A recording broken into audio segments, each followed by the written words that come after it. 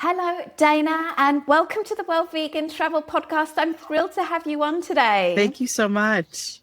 I am really excited to have you on and talk about a destination that I've never set foot in, but it's in Southeast Asia, a place where I know quite well, but I have never been to the Philippines before, and you've spent a lot of time there. You now have a vegan dive resort in the Philippines, which is so interesting to me.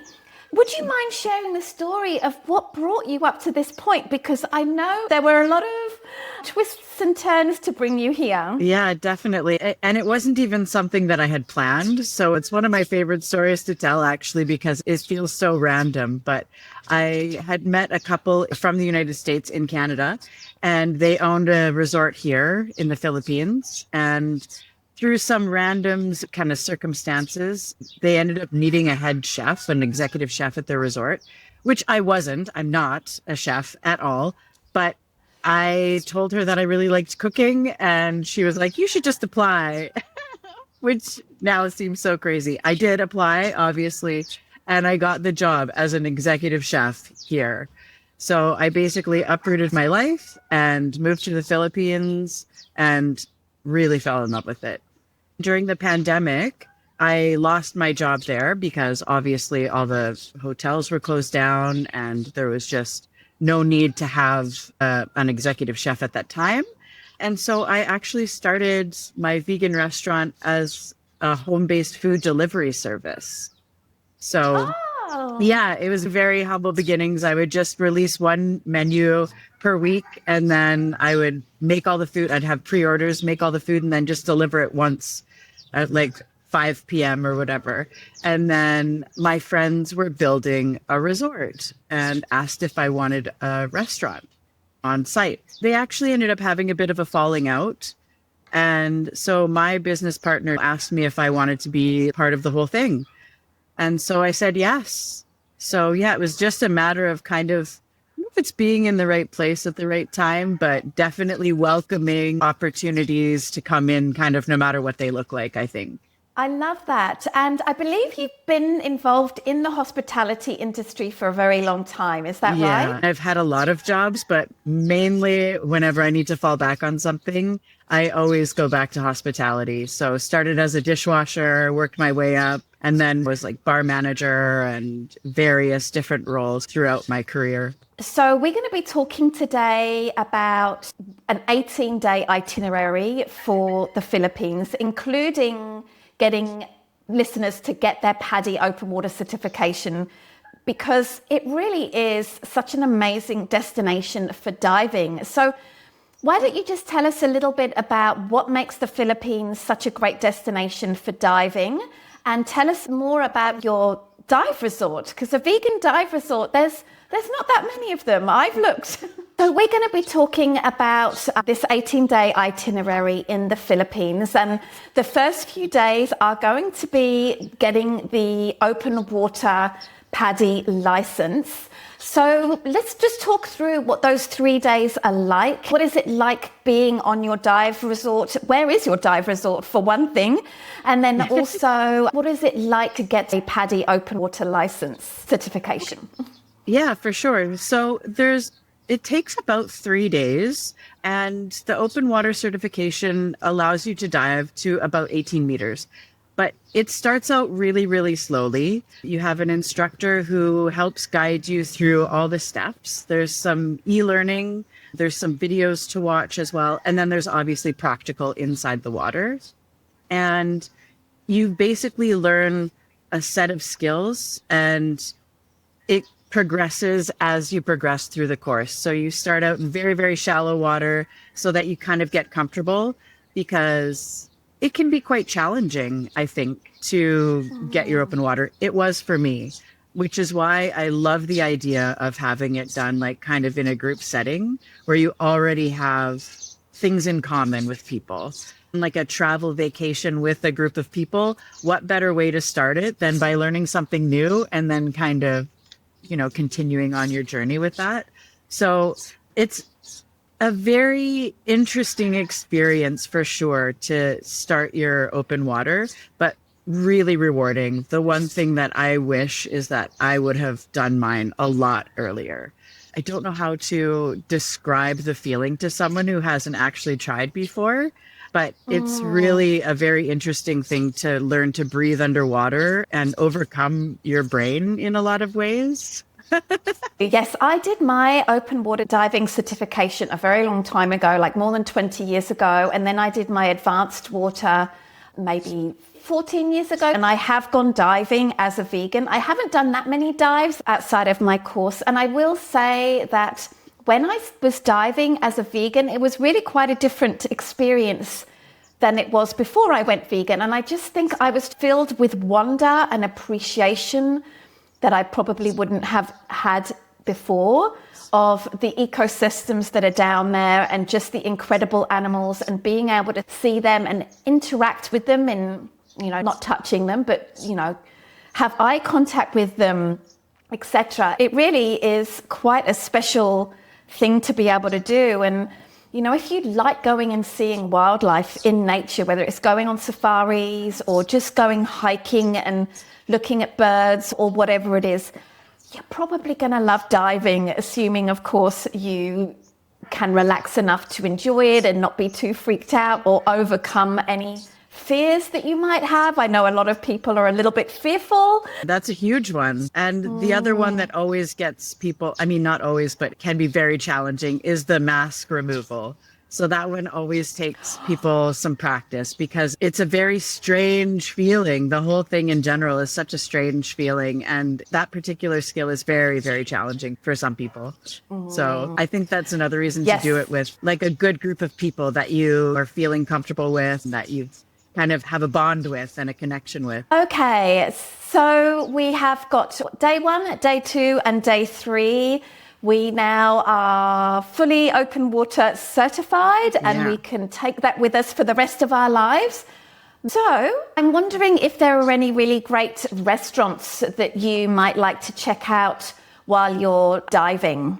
So obviously there's my restaurant, OMUS Vegan, but there are a number of restaurants in Dauin Negros Oriental that do offer a lot of vegan options. There's even a wonderful yoga studio called Anahao, and they're not fully vegan, it's vegetarian, but it's so great that there are options popping up in the Philippines, especially because historically it is fairly meat focused. Opening up to the possibilities of having a restaurant that isn't like centered around meat is very, very promising. Right. There's a couple of restaurants even in the city, Dumaguete, which is fairly close to us as well, that are both vegan and vegetarian. So that's also, you know, it's just so promising to see. And then even within Dauin, every menu you come across has at least 1 or 2 vegetarian vegan options for you. So it's really expanding. That's awesome. Yeah, for sure. So something that I probably should have asked you beforehand, where exactly is the dive resort located, and how do you get there? Because of course Philippines has a bazillion islands, so there's ferries involved and maybe planes. Could you explain how people can get to the start of this wonderful 18-day itinerary? Absolutely. So the main way to get to us, the easiest way to get to us, is either from Cebu or Manila, they both have international airports. And then from there, we actually have a local airport called Dumaguete. So it's very easy with flights. And because the Philippines has so many Filipinos working abroad, there's quite a number of international flights offered from all over the world, right? So it just depends on kind of which way you prefer to come. I've suggested to come through Cebu because it is a little bit closer, but it's still entirely possible to do it from Manila as well. I love it. All right, so we have done the open water. I think we are now up on to day 6. What do you think we should do on day 6? I think that we should definitely check out some of the other islands around us. So there's a day trip that you can take to Apo Island, which is actually the oldest marine park in all of the Philippines. I think it was started in 1989. The people on the island really championed for its protection, and it's really quite stunning, especially to someone who is a new diver. It will change your life, I think. It's absolutely breathtaking and gorgeous. Endless walls of corals and like just the most beautiful sights you've seen for sure. The other island that's nearby to us is Siquijor, and they also have great diving, and they've become quite a popular backpacker island in the past few years, which is great because I really think the younger people that push for that vegan experience. So even in Siquijor, there's even more vegan and vegetarian options. So it's really exploding over there for sure. So we're talking about taking day trips and then coming back. Does that mean that people can stay at the dive resort longer, or would they have to move? I think it's totally up to the guest. But we obviously will accept anyone who wants to stay with us. But for the Apo trip, that one is just a day trip. For Siquijor, I would suggest going over for several days because there's a lot to explore over there. Yeah, for sure. And do you have any recommendations about places to stay or things to do apart from the ones that you've already mentioned? A lot of people will rent a scooter and do like the whole circumference of the island. There are a bunch of waterfalls, so many waterfalls on Siquijor, beautiful crystal blue waterfalls. There's also the 100-year-old tree, and you can go and have your feet kind of cleaned by these little fish. It's also known as the witchcraft island. So there's a lot of history there, and it has a lot of folklore surrounding it, which is very interesting. A lot of Filipinos are actually afraid to go there. Really? Yes. How interesting. Yes. And so people will be able to dive on Siquijor as well. Is that right? So Siquijor, they can start practicing the skills that they learned on the open water straight away. Yeah. All right. Now, you mentioned on day 9 would be a good chance to pack up and move to Bohol? Bohol, yes. Again, it's so close to us, but it's vastly different. It's known for something called the Chocolate Hills, which are basically an anomaly that nobody really knows how they were formed. But they're these kind of mounds, these chocolate-colored mounds that are all scattered throughout the landscape. And then there's also the tarsiers are there. Oh, what's that? Critter. Yeah, they're a marsupial. They actually look like a Furby, if you remember what Furbies are. Yes. Yeah, they kind of look like that. So they're kind of like a tiny little marsupial that lives in the trees. But they're the only place that I know of in the Philippines that have the tarsier is Bohol.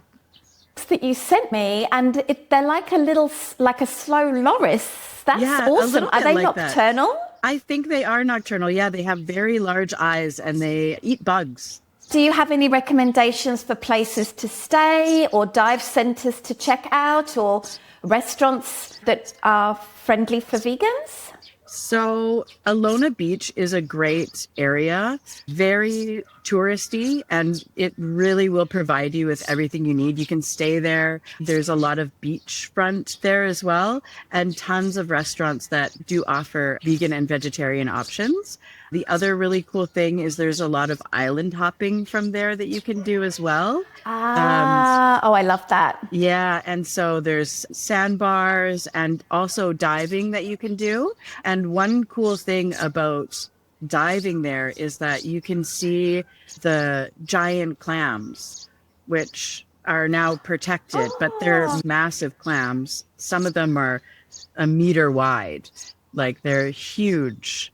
And that's one of the only places in the Philippines where you can see those as well. It really does seem that the Philippines has a little bit of everything when it comes to diving. Listeners, if you could do the 18-day itinerary, you will have seen more than what many people see in a lifetime of diving. That Absolutely. Is incredible. You mentioned on day 12 that it would be a good idea to move to Moalboal. Moalboal is like just a little town, but the neat thing about Moalboal is they have a sardine run and the sardines are protected. And Shut the front. yeah, it's What time is absolutely year? they're all year round because they're safe there. So there's always sardine running, and you don't even actually have to dive to see them. You can snorkel and see them there too, which is also very, very cool. But it's absolutely thrilling to see them swirl around you, and it's one of my favorite dive experiences I've ever had. That does sound beautiful. Is there anything else to be seeing on this island, or any other places of note that maybe not dive related? They do a lot of what they call canyoneering in Moalboal. It's not what it sounds like, but you basically are like jumping into rivers. So they'll take you on like a little hike, and then they call it canyoneering here, but that's not what I would refer to it as. But yeah, basically you're doing a small little hike and then cliff jumping, essentially. That sounds amazing. Could you tell us about what we might do on day 14 when we travel to Malapascua? Yeah, Malapascua is still one of my dream destinations. I haven't had the chance to be there yet, but it is known for its thresher sharks, which are a very interesting and unique shark. They have these very big eyes and a very long tail that they use to whip their prey. Yeah, it's a very cool experience there as well, for sure. Okay, so I guess there are dive hotels or places where you can go diving. I'm guessing in all of these places, it's very easy to find dive shops, etc. Yeah. Yeah, most places will be a dive resort and have a restaurant on site as well. So again, I haven't been to Malapascua, unfortunately, so I just did a bunch of research to try to figure out where we could go that would be suitable. And it seems like in Malapascua, there are quite a few options as well for vegan, vegetarian people. So something that maybe listeners don't realize is that when you get your open water certification and you are a qualified diver, most of the time you don't just go to a dive shop and hire the equipment and just go. Like, you go out there with an instructor, making sure that you're safe and advising you on when is the right time to come up. So I just want to make listeners know, if they haven't ever thought about diving before, that it's not like you're sink or swimming. You get a dive instructor accompanying you on every dive. I'm not sure when you can go by yourself, but you just hire the equipment and pay for the dives, and then you have somebody looking after you and supporting you. So you're not by yourself out in the middle of the ocean. Yeah, that's true. So in the Philippines, it is required that when you go to a dive shop, they provide you with a dive master, with a guide to take you. They don't really allow you to go diving by yourself. And you always have to be with a buddy. You should never go diving alone. You should always at least be with a friend. But technically, once you are open water certified, you can go diving by yourself with a buddy. There's no police under there to tell you what you can and can't do. So if you felt comfortable doing that and you were in a country that allowed that, you could actually just go take yourself diving. I didn't actually feel comfortable diving until I did my rescue course, actually. Then I felt like I was a good enough diver that if something happened under there, I would feel safe. But other than that, I always want to be with a dive master. I always want to be with someone who has their first aid. Like, I just don't want to leave anything to chance, for sure. All right. So we have done this incredible exploration of all of these beautiful islands in the Philippines. And I guess we probably are due to fly out. So how would we get to Cebu for our flight back home or to our next destination? So you can easily get from Malapascua to Cebu by bus, by boat. I think you could even fly there into they have a small airport there as well as the international one. So flying is also an option, and honestly, sometimes the best, because sometimes land travel here can be a little unpredictable. Even boat travel can be unpredictable. So my best suggestion is to fly whenever you can, for sure. I do have a couple of general questions about the Philippines, if you wouldn't mind, which might be helpful for listeners. Sure. Do you feel like the Philippines is a safe destination for solo women travelers or people that might be more vulnerable? I absolutely think that it's safe. Aside from like a couple of particular areas, those are very easily avoided. They're very far away. It's like the north of Mindanao. There's been some incidences there in the past. And actually, I do think that that's improved over the years as well. But in general, extremely safe. Filipino people in general are so wonderful and so kind and so eager to make sure that you're having a good time that they'll often even just to avoid like any kind of conflict, they'll often like misrepresent something just to make you feel like they know what they're talking about, kind of. So you can ask them where some place is and they won't know what you're saying and they'll be like, oh, it's over there. But they're doing it just out of a place of like such kindness that you can't help but just be so grateful to be around them, for sure. And is English widely spoken? Again, in the more remote areas, not so much, but in any city, you never have to worry. English is very used here. All the signs are in English, and almost every single Filipino speaks English. They teach it in schools, so it's very easy to get around, very easy to communicate. That's one of the main draws, I think, for someone, especially who's never really been to Asia, is how easy it is to find your way. And what are the costs associated with diving or hotels and food? Like, is it a good value destination to go to? I think that it kind of ranges the entire spectrum. If you want to be bougie, you can be bougie for sure. There are beautiful, expensive hotels, but there's also very budget-friendly backpacker places like mine. I would consider mine a bit more backpackery, a bit more rustic. And something like mine is around $15 a night. Oh my goodness, that's great value. Yeah, it really is quite great value. But you can also find places that are hundreds of dollars per night. And then for dives, I would say like around $30 for a dive. Again, you can go much higher than that. But yeah, $30 is around kind of the average, at least in my area. And you mentioned that you offer PADI open water courses. Do you offer other courses as well?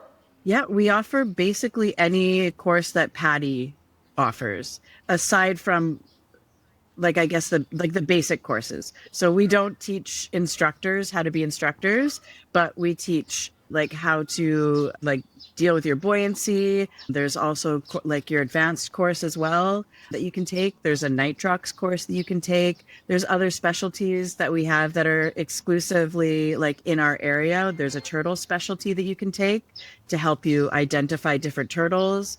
And if you happen to find a turtle that doesn't have a name, you can possibly name that turtle. Oh, cute.